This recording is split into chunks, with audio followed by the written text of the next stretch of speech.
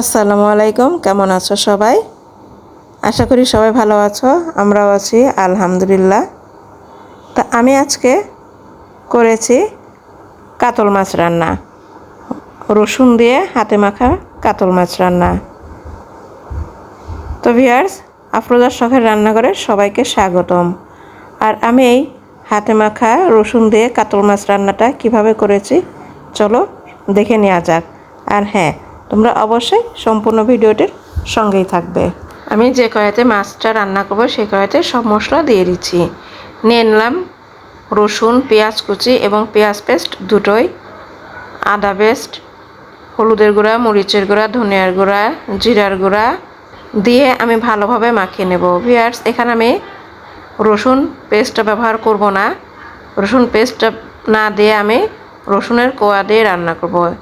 এখানে আমি বেশ কিছু পরিমাণ রসুন নিয়েছি। এখন আমি গুঁড়া দুধ ভিনেগার দিয়ে ভালোভাবে গুলিয়ে দেন আমি এটাকে মশলার মধ্যে দিয়ে দিলাম দুধ দিয়ে আমি আবারও ভালোভাবে মাখিয়ে নেব। আর হ্যাঁ ভিউয়ার্স, অবশ্যই লবণ তো দিতেই হবে, আমি এখানে স্বাদ অনুযায়ী লবণটা দিয়েছি।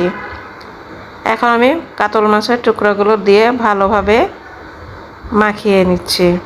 তো ভিউয়ার্স, কেমন লাগছে তোমরা অবশ্যই লাইক কমেন্ট করে জানাবে। আর আমার চ্যানেলে নতুন হয়ে থাকলে প্লিজ সাবস্ক্রাইব করে দেবে। তো আমি পেঁয়াজ রসুন এগুলো দিয়ে মাছটা মাখিয়ে সেট করে রেখে দিলাম।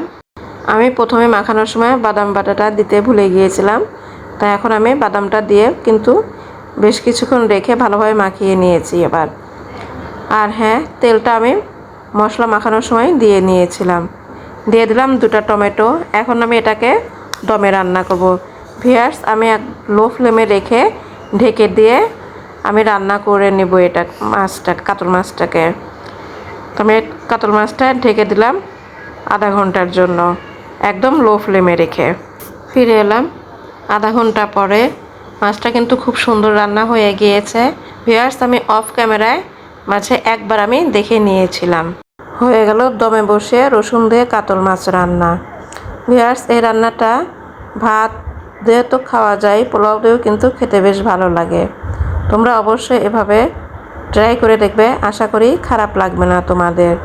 তো ভিউয়ার্স, তোমরা অবশ্যই আমার ভিডিওটা দেখবে এবং লাইক কমেন্ট করে জানাবে।